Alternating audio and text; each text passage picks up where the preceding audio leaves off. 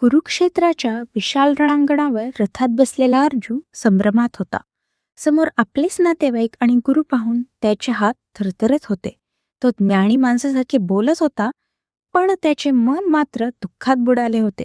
तेव्हा भगवान श्रीकृष्णाने स्मित हास्य केले आणि अर्जुनाला चे सर्वात मोठे सत्य सांगताना म्हटले, अशोच्यानन वशोचस्वम प्रज्ञावादांश भाषसे गतासून गतासूंश्च नानुशोचन्ति पंडितः.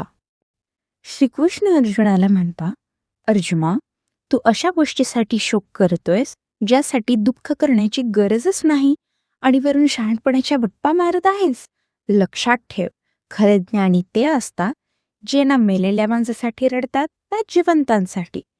हे सांगताना कृष्ण आपल्याला एका महत्वाच्या गोष्टीकडे वळवता, ते म्हणजे कथनी आणि करणीतील फरक.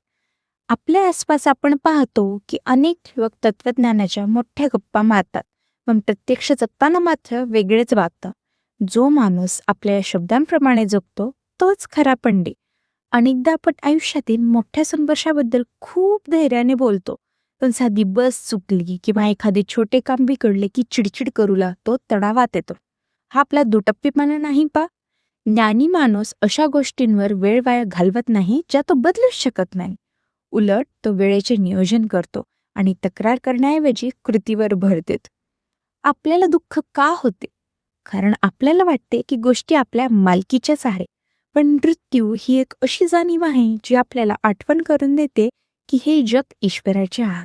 येथे आपले काहीच नाही, ना वस्तू ना व्यक्ती. जेव्हा माझे असे काहीच उरत नाही तेव्हा अपेक्षा तरी कशा होणार? आणि अपेक्षा नसतील तर दुःख तरी कसे होणार? हेच यासाठी आपल्याला लेखिका एक उदाहरण देतात, त्यातून ते अधिक स्पष्ट होते. जर तुम्ही समुद्राच्या काठावर उभे राहिलात तर तुम्हाला फक्त लाटांचा जन्म आणि त्यांचा विनाश दिसेल. पण जर तुम्ही खोल समुद्रात डोकावून पाहिले तर तुम्हाला असे लक्षात येईल की लाटा तर वरवरच्या आहेत, खाली फक्त अथांग आणि शांत पाणी आहे.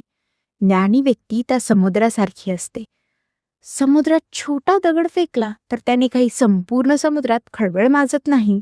तसेच आयुष्यात येणारे छोटे मोठे बदल किंवा मृत्यू यांसारख्या घटनांनी ज्ञानी माणसाचे मन विचलित होत नाही, कारण त्याला त्यातील एकत्व समजलेले असते.